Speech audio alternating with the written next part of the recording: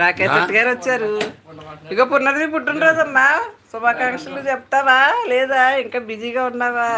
పున్నది ఇక మాము, ఇంకో మాము మాము. హ్యాపీ బర్త్డే లిటిల్ డెవిల్ అంటున్నాడు నిన్ను.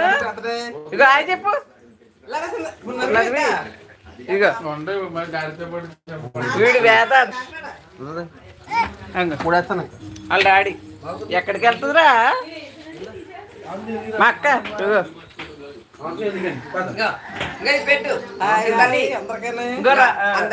శివనాగా వచ్చాడు.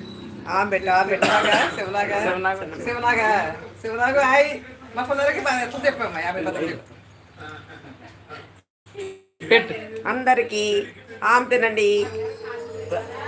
మామున్నాడు అక్కడ చెప్పు. తిను హ్యాపీ బర్త్డే చెప్పు అని చెప్పాడు. దేవులు అన్నాడు. దేవులు